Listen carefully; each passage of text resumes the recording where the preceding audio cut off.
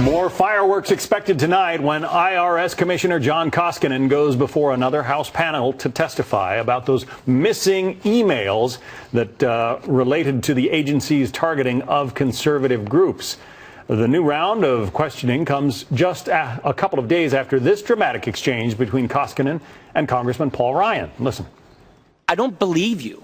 I have a long career. That's the first time anybody has said that they do not believe me. I don't believe you. That's fine. We can have a disagreement. I'm willing to stand on our record. I'm willing to remind you that it was not buried in 27 pages. Most of that 27 pages is exhibits. When asked about the custodians, we advised you what being forthcoming, which we knew for one day. Being forthcoming is to say, I'm sorry. You know what, investigators, Congress who's investigating this. Will you let him answer the question? I didn't ask him a question. Just last hour on America's Newsroom, the man who will be leading tonight's House hearing, Congressman Darrell Issa of California, explained what he'll be looking for tonight. The reality, though, is that we have some serious questions for the commissioner. The biggest one being, you came before us, you said you would tell the truth, the whole truth, and nothing but the truth under oath. Do you believe you told the whole truth? And, of course, the answer is he did not tell the whole truth. Let's talk about it with Tom Bevan. He is executive editor of Real Clear Politics. Tom, you say that there seems to be a bit of stonewalling going on by the administration. Are you suggesting that John Koskinen is part of that? Well, sure. I mean, part of the problem with you saw Paul Ryan, who's a pretty mild-mannered guy on Friday, basically getting very hot under the collar.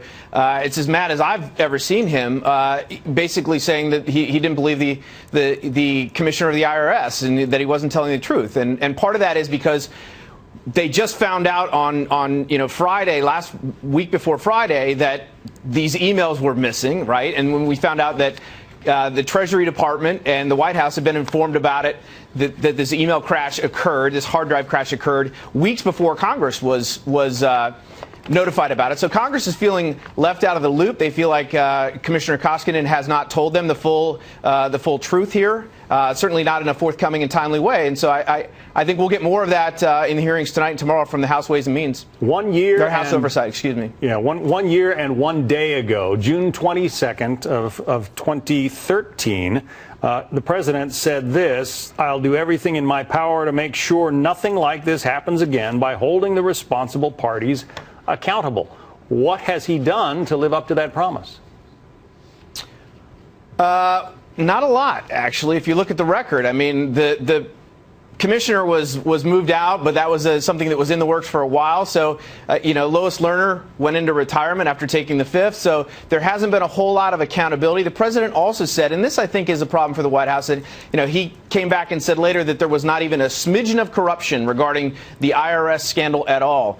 And I expect, we haven't seen the president asked about it directly yet, but I suspect the longer this goes on, he will very soon be facing questions about that comment in particular and what's going on now. Because now we know that the IRS did, in fact, have a backup system in place until right around the time these emails simply vanished.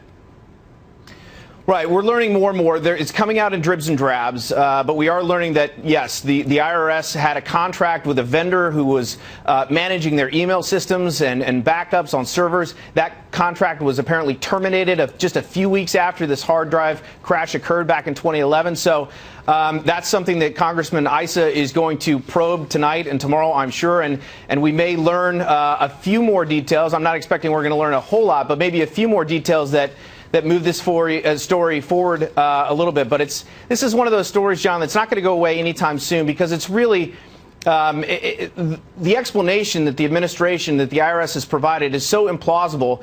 You can't find anyone really, when you ask them whether these emails can just disappear without a trace. Nobody believes that. So that's one of the reasons this story is going to stick around. Yeah, Rosemary Woods tried to explain how she erased some of the Nixon recordings by, through this convoluted, complicated press this button with my foot and press this with my finger kind of thing. But the mainstream media don't seem to be real interested in this story. Would you agree? I mean, there's not a whole lot of coverage.